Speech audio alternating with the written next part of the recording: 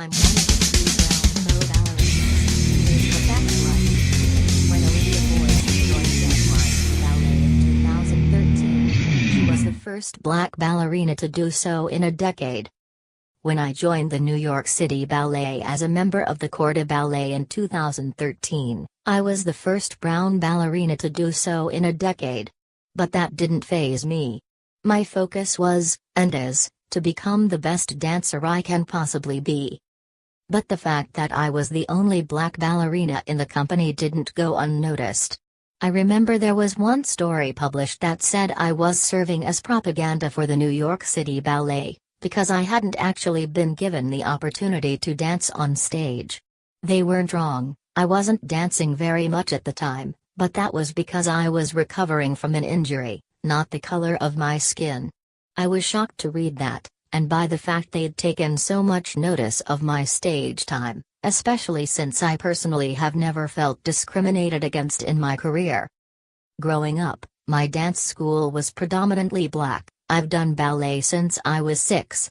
Then, when I was 11, around the same time I started to dance in pointe shoes, I auditioned for the School of American Ballet, which is associated with the New York City Ballet.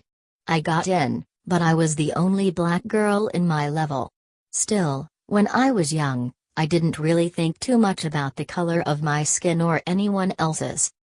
The vibe at the school was totally different and took some getting used to. They focused much more on making ballet a career. I finally started to understand what it would mean to be a professional ballerina, how competitive it was, and how hard I'd have to work to get there. But I knew it was something I had to do. Never shrink or hide away. In the past, black dancers haven't been as lucky as I've been. A couple years ago, the Dance Theater of Harlem held an event to honor black women in dance, and I had a chance to talk to some older generations of ballerinas. It was much harder for them to break into the professional world, and I know that without them paving the way, I wouldn't be where I am now.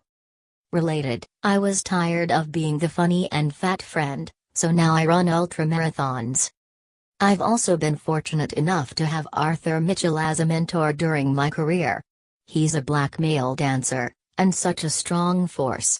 I still remember the best piece of advice he ever gave me: to be comfortable in my own skin, show them what I can do, feel proud, and never shrink away or hide.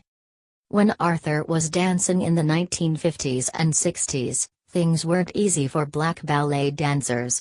But George Balanchine, a choreographer and co-founder of the New York City Ballet, loved Arthur, so he'd write ballets roles specifically for him. Because of that, I think it's actually much easier for black male dancers to succeed in this industry, particularly in companies that perform Balanchine ballets. To this day, black men typically fill the roles Arthur Mitchell originally played. But just as those roles are stereotypically filled by black men, many other roles are stereotyped as being for white dancers. It's no one's fault, really. They're just trying to recreate ballets the way they've seen them. In fact, I used to do the same thing. I would imagine ballets cast the way I first saw them. It wasn't until dancers like Misty Copeland performed the main role in Swan Lake, for example, that I started challenging my own stereotypes. My hair is just like yours. But even though the world of ballet is changing, and iconic dancers like Misty Copeland are proving it's possible to break through stereotypes, there still aren't a lot of black ballerinas for young girls to look up to. That's why it's important for me to act as a role model to younger dancers.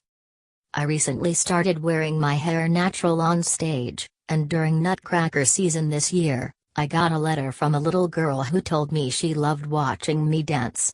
She wrote, "My hair is just like yours." When I was young, I didn't have any professional black ballerinas to look up to, so I admired incredible female principal dancers, the highest position in the company, like Maria Kalrowski, instead. Related, people of color are dying because of delays in life-saving melanoma surgery.